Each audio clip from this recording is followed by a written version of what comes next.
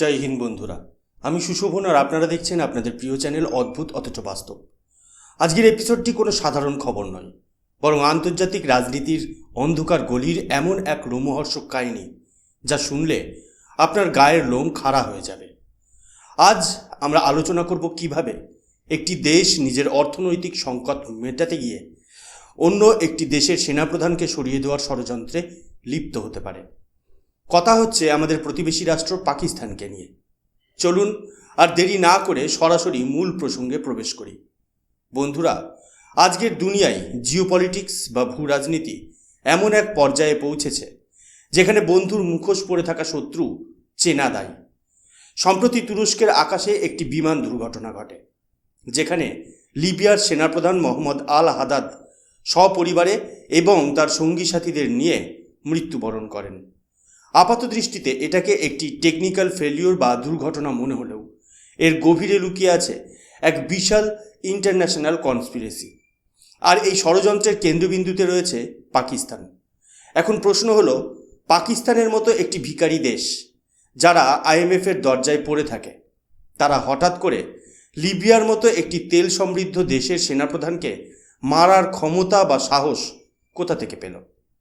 আসলে এই পুরো ঘটনার পেছনে রয়েছে $4 বিলিয়ন একটি ডিফেন্স ডিল। পাকিস্তান সম্প্রতি লিবিয়ার বিদ্রোহী গোষ্ঠী খলিফা হাফতারের সঙ্গে একটি চুক্তি করেছে।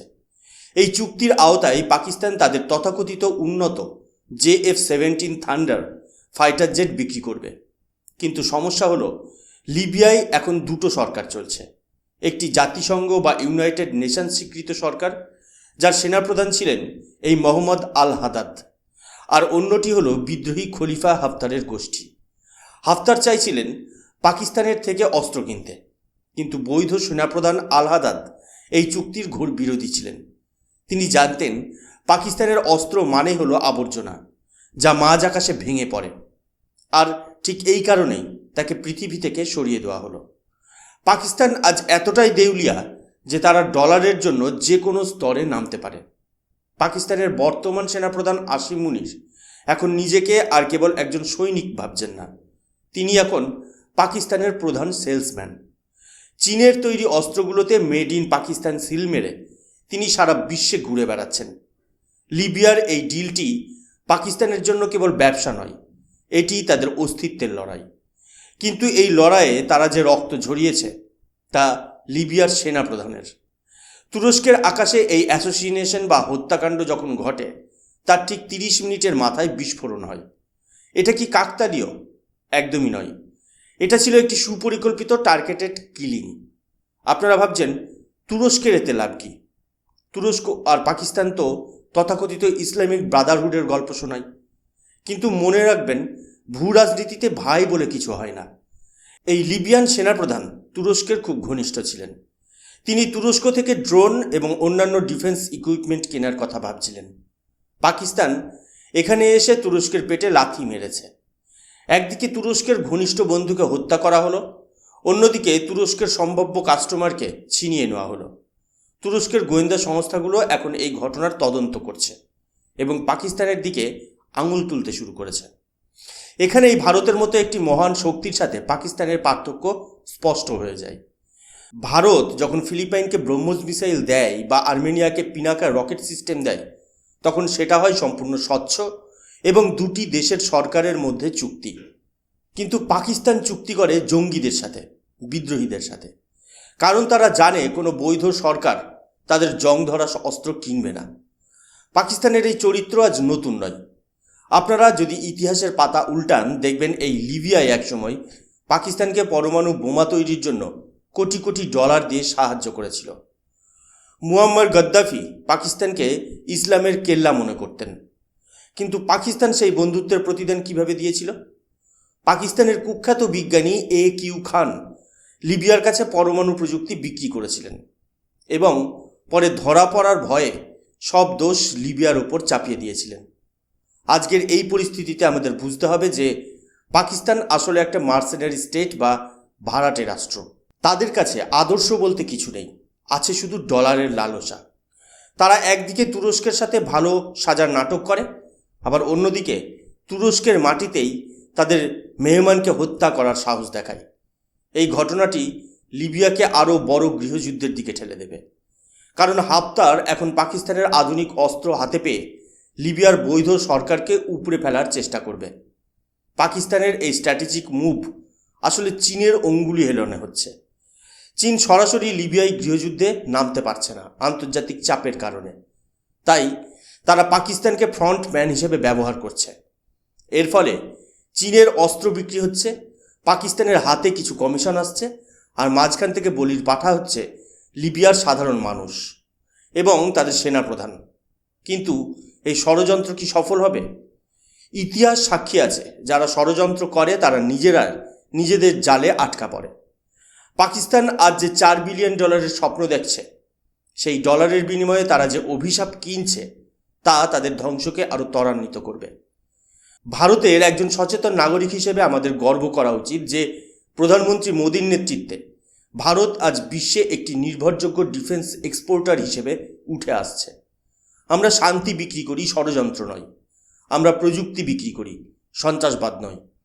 লিবিয়ার এই ঘটনা আমাদের শিখিয়ে দেয় যে পাকিস্তানের ওপর বিশ্বাস করা মানেই হলো নিজের মৃত্যু পরোয়ানায় সই করা। আসিম মুনির আজ নিজেকে যতই বড় খেলোয়াড় ভাবুন না কেন, তুরস্কের মাটিতে যে রক্তের দাগ তিনি রেখে এসেছেন তা মুছতে কয়েক দশক সময় লাগবে। বন্ধুরা, লিবিয়ার সেনাপ্রধান মোহাম্মদ আল হাদাদ যখন মারা গেলেন তখন পাকিস্তানের মিডিয়া বা সরকার কোনো শোকবার্তা তো দেয়নি, উল্টে তারা উদযাপন করছিল তাদের এই নতুন ডিল নিয়ে। এটাই হলো পাকিস্তানের আসল চেহারা। তারা মরদেহের উপর দাঁড়িয়ে ব্যবসা করতে জানে। তাদের কাছে সেনাপ্রধান মানে কেবল একটি পদ নয়, বরং একটি বাধা যা দূর করতে হবে। আসিম মুনিরের পাকিস্তান আজ এক অন্ধকার সুড়ঙ্গে প্রবেশ করেছে, যেখান থেকে ফেরার কোনো পথ নেই। আমাদের চ্যানেল অদ্ভুত অথচ বাস্তব সবসময় আপনাদের সামনে সত্য তুলে ধরার চেষ্টা করে। এই যে লিবিয়া, পাকিস্তান, তুরস্কের এই ত্রিকোণ প্রেম এবং ঘৃণা, এটা কোনো সিনেমার গল্প নয়, এটা আমাদের চারপাশের বাস্তব।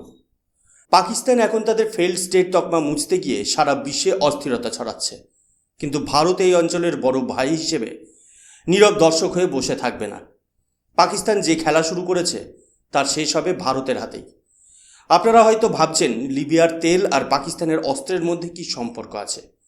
লিবিয়া হলো বিশ্বের অন্যতম বড় তেল উৎপাদনকারী দেশ। সেখানে যার হাতে ক্ষমতা তার হাতেই তেলের চাবিকাঠি। পাকিস্তান চায় হাফতারকে ক্ষমতায় বসিয়ে সেখান থেকে সস্তায় তেল নিতে এবং মধ্যপ্রাচ্যে নিজের প্রভাব বাড়াতে। কিন্তু তুরস্ক এই খেলায় বড় বাধা হয়ে দাঁড়িয়েছে। তুরস্কের এরদোগান সরকার কখনোই চাইবে না যে তাদের আঙিনায় পাকিস্তান এসে দাদাগিরি করুক। এই ঘটনার পর তুর্কি পাকিস্তান সম্পর্কের মধ্যে যে ফাটল তৈরি হয়েছে তা ভারতের জন্য একটি বড় ডিপ্লোম্যাটিক অ্যাডভান্টেজ হতে পারে। পরিশেষে একটা কথাই বলবো, সত্যকে কখনো চাপা দিয়ে রাখা যায় না। লিবিয়ার আকাশে যে আগুন দেখা গিয়েছিল সেই আগুন একদিন ইসলামাবাদের সিংহাসনকেই পুড়িয়ে ছাই করে দেবে। পাকিস্তানের এই ডার্টি ওয়ার বা নোংরা রাজনীতি তাদের নিজেদেরই কাল হয়ে দাঁড়াবে। বন্ধুরা, আমাদের এই আলোচনায় আরও কিছু গভীর দিক আছে যা আপনাদের জানা অত্যন্ত জরুরি। পাকিস্তানের এই ডিলটি করার পেছনে আরও একটি কারণ হলো তাদের অভ্যন্তরীণ অস্থিরতা। পাকিস্তানের জনগণ যখন রুটি রুজির জন্য হাহাকার করছে, তখন আসিম মুনির চাইছেন জনগণের নজর ঘুরিয়ে দিতে। তিনি দেখাতে চাইছেন যে পাকিস্তান একটি শক্তিশালী সামরিক শক্তি যারা বিদেশে অস্ত্র রপ্তানি করছে। কিন্তু বাস্তবতা হলো যে F-17 নিয়ে তারা গর্ব করছে সেই বিমানটি মিয়ানমার এবং নাইজেরিয়া ইতিমধ্যেই বাতিল করে দিয়েছে, কারণ সেগুলোর মান অত্যন্ত নিম্নমানের। লিবিয়ার বিদ্রোহী গোষ্ঠী হয়তো সস্তায় এই অস্ত্র পাচ্ছে, কিন্তু তারা জানে না যে এই অস্ত্রগুলো তাদের জন্য মরণ ফাঁদ হতে চলেছে। ভারতের দিকে তাকালে আমরা দেখি এক ভিন্ন চিত্র। ভারত যখন অস্ত্র বিক্রি করে তখন তার পেছনে থাকে কয়েক বছরের গবেষণা এবং গুণগত মানের নিশ্চয়তা। আজ যখন বিশ্বের দেশগুলো ভারতের তেজস বা LCH প্রচেন্ড নিয়ে আগ্রহ দেখাচ্ছে, তখন পাকিস্তান দালালি করছে চীনের বাতিল মাল নিয়ে। এই যে মানসিকতা, এটাই নির্ধারণ করে দেয় যে কোন দেশ বিশ্বের নেতৃত্বে থাকবে আর কোন দেশ ভিক্ষার থলি হাতে ঘুরে বেড়াবে। পাকিস্তান আজ যা করছে তাকে আন্তর্জাতিক ভাষায় বলা হয় রগ স্ট্রেট বিহেভিয়ার। একটি রাষ্ট্র যখন আন্তর্জাতিক নিয়মনীতির তোয়াক্কা না করে কেবল অর্থের লোভে খুনিদের সাথে হাত মেলায়, তখন তাকে একঘরে করে দেওয়াই শ্রেয়। লিবিয়ার আকাশে মোহাম্মদ আল হাদাদের বিমান কেন বিধ্বস্ত হলো তার উত্তর হয়তো কোনোদিন সরকারিভাবে পাওয়া যাবে না, কিন্তু যারা ভূ রাজনীতির খবরাখবর রাখেন তাদের কাছে উত্তরটা পরিষ্কার। আসিম মুনির এবং তার দলবল আজ মেতে উঠেছে এক ভয়ঙ্কর নেশায়। তারা ভাবছে এই $4 বিলিয়ন তাদের অর্থনীতিকে বাঁচিয়ে দেবে, কিন্তু তারা ভুলে যাচ্ছে রক্তের উপর গড়া কোনো ইমারত দীর্ঘস্থায়ী হয় না। ভারতের হিন্দু জাতীয়তাবাদী চেতনা আমাদের শেখায় যে ধর্ম এবং ন্যায় যেখানে থাকে সেখানেই জয় হয়। পাকিস্তান আজ অধর্মের পথে হাঁটছে, আর তাদের পরাজয় সুনিশ্চিত। আমাদের প্রিয় দর্শকদের বলবো, আপনারা যখন সোশ্যাল মিডিয়ায় পাকিস্তানের কোনো খবর দেখবেন তখন তার পেছনের এই অন্ধকার গল্পগুলো মনে রাখবেন। তারা নিজেদের যতটা ধার্মিক বলে দাবি করে আসলে তারা ততটাই নীতিভ্রষ্ট। লিবিয়ার সেনাপ্রধানের এই রহস্যজনক মৃত্যু আসলে আন্তর্জাতিক রাজনীতির একটি বড় টার্নিং পয়েন্ট। এর ফলে আফ্রিকায় চীনের প্রভাব বাড়বে ঠিকই, কিন্তু পাকিস্তানের জন্য তা হবে ধ্বংসের বার্তা। পরিশেষে আমি সুশোভন আপনাদের ধন্যবাদ জানাই এতক্ষণ আমার সাথে থাকার জন্য। আপনারা যারা প্রথমবার আমাদের চ্যানেলে এসেছেন তারা অবশ্যই চ্যানেলটি সাবস্ক্রাইব করে বেল আইকনটি টিপে দেবেন যাতে কোনো আপডেট মিস না হয়। মনে রাখবেন, সত্য অনেক সময় অদ্ভুত হয়, কিন্তু শেষ পর্যন্ত সেটা বাস্তব। জয় হিন্দ, জয় ভারত।